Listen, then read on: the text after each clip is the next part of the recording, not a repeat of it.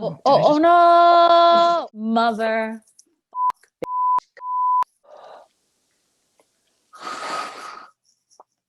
How do we feel about the word?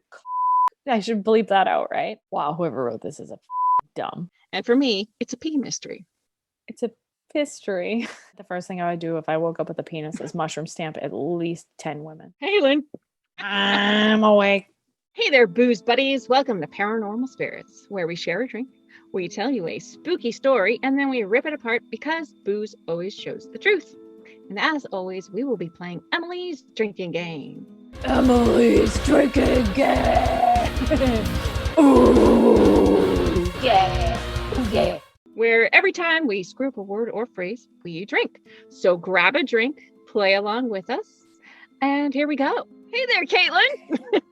Hey there, Lynn. Gather round, children, while I tell you the story of the Axeman murderers in New Orleans.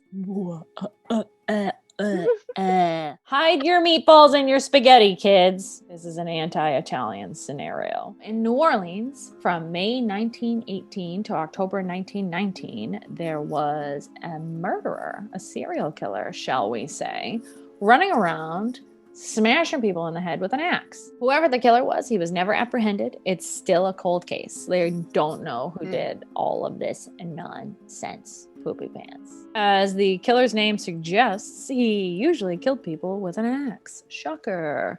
Actually, they were often bludgeoned with the backside of the axe, and it may have been before or after they were killed. He killed them in different manners. Why do axe murderers do that? I feel like it would be really kind of complicated to kill somebody with an axe because it's small. Like you could, unless you hit them like directly somewhere. Shoot them in the jugular. I mean, that's a quick and easy kill. I mean, not clean, but neither is bludgeoning someone with the back of an axe. So that seems like that's going to take a lot longer. I'm just saying, take the sharp edge and go right for the jugular. Maybe they want it to be longer. Don't we all want it to be longer?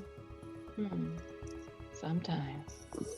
It actually says that the weapon itself often belonged to the victim. So he would often steal the victim's axe. I don't know how many people had axes in New Orleans. I mean, this guy's kind of lazy. Can't even bring his own axe to the party. He's that person that always had to borrow your pen at school.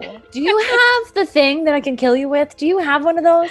Can I borrow that? You won't need it. I promise. This guy would sneak into people's houses in the middle of the night, borrow their axes, bludgeon them to death, and then sneak the hell out. He would leave it a total mess, like total mess, because obviously if you kill somebody with an axe. What?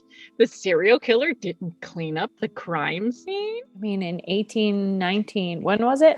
1918. You didn't have to. There was no reason to clean up a crime scene. That's true. That's true. There's not a lot of forensic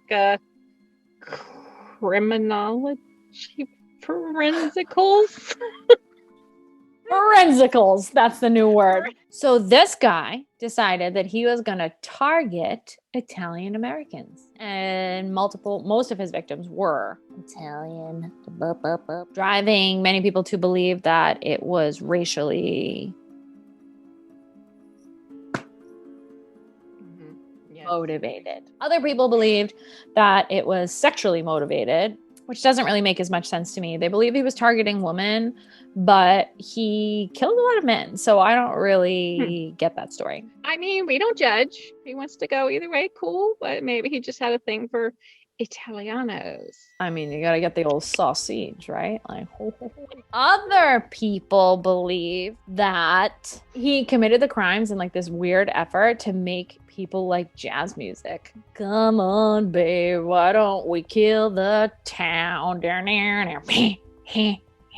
I borrow your axe? That stemmed from the fact that he wrote a letter to the media and basically stated in this letter, I'm not going to read you the letter, but he basically was like, yo, I'm the man. I've been killing all these people, smashing them in the face with an axe.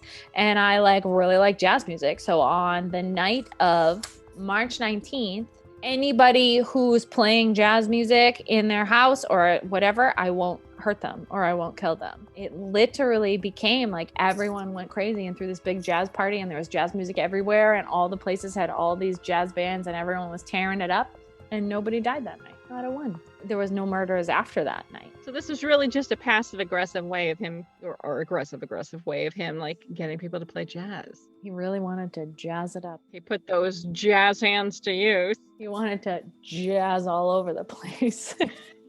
I believe that he killed like 6 people. He killed some guy who was sleeping with his wife. He killed a kid. He killed like a bunch of people. He went on this crazy. I don't care about the facts right now. I'm done. The facts are crap. There are several places that are said to be haunted by the people like his victims. The house of Joseph Maggio. Seriously, his name is Joe Maggio. Yo, Joe Maggio and his wife. Yo, Joey Madge. Joey Madge and his wife, haunted. The hospital where Joseph Romano was taken after he got smashed in the face with the axe, haunted. The ghost or whatever of the Axeman was also... So the ghost of the Axeman was featured in American Horror Story in the Coven series where it was in New Orleans. This is going downhill real fast. Not only are those hauntings happening, apparently there's no details on the haunting, so I have nothing good to tell you. In New Orleans from March 13th to the 15th, it's a tradition to play jazz music in all the clubs and the pubs and all of that stuff. They kind of play it year round. But yes, I'm sure they play it from the 13th to the 15th of March as well. They're like, so you think the axe murderer was Italian? Some people thought it was mafia related. Well, it sure could be. I just think it was a sick man who really loved jazz and just wanted the jazz all over the place. He like never really talked about why he was killing who he was killing. He was just basically like, I'm the Axeman. He's just like a mobster who really likes jazz. Yeah, he just wanted meatballs and jazz. This has gone awry. I got nothing. Thus far, things have gone awry, Methinks it's time to end this nonsense. So that's the crappy story of the Axeman murders and the missing meatballs. If you like what you saw, feel free to take your marinara covered fingers and like, subscribe, and ring that bell.